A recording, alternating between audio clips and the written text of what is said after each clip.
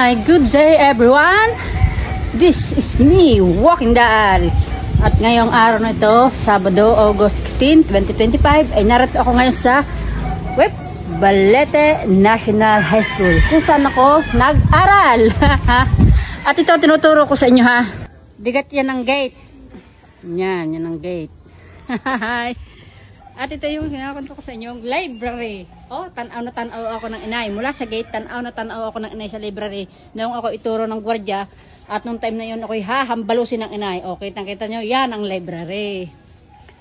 Siyempre, papakita ko sa inyo ha, ang high school na aking pinasukan. I love Balete National High School. Tiyanan! Marami na siyang pinagbago. Meron na siyang yan.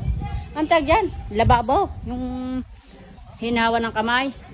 At ituturo ko sa inyo ang lugar kung saan kami lihim na nagtatagpo lagi ni Bullets. At ito ay ang likod na yan. Lagi kami diyang wariwap ng aking Jowa Bells na si Bulitoy. At ito naman ang tawag yun, gymnasium. Ito dati ang room ni Mrs. Cabiscuelas, class advisor ng first year, Sampaguita 1.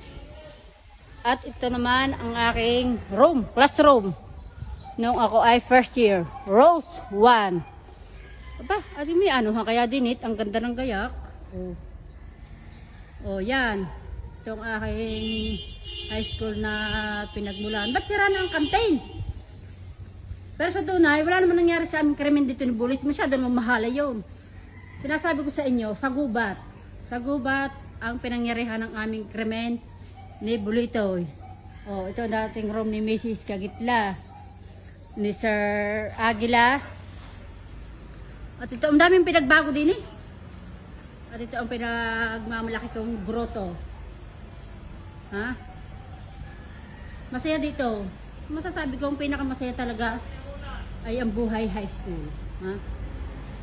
Ewan ko na lang sa iba, basta ini para sa akin. At ito ang room ni Mrs. Pitugo dati. At ito naman ang likod dati ng room ni Mrs. Bathan. Charan! Nanong panahon ito noon ay shota ko si Bulitoy. Ay meron transfere na ang pagkagwapo si Jeffrey Aranda na taga-paliguan. Yun. Nagkagustuhan kami. Yan. At doon, sinunggaban ko ng halik si Jeffrey Aranda. Taran! Kiriray ng taon. 2003 pala. Huwag niyong gagayanin si Walking Dal. Dahil si Walking Dal ay gagraduate ng Buntes. Noong 4th year. August 4th year nung minangyari sa amin ni Bulitoy. February 2004, hindi na ako niregla. Ay March graduation na. 1 month buntes. Si Walking Dal na makati ang mani. Nangati ang ari. Kaya nagpakalikot na. Kaya nagpakamot na kay Bulitoy. Kaya nga, ayon sa kasabihan, kapag libog ang pinairal, sira ang pag-aaral. Nalaglag na naman ang isa kong hikaw. Paubos na lang paubos ang aking accessories. At may meeting kami ngayon para sa gaganaping Grand Alumni.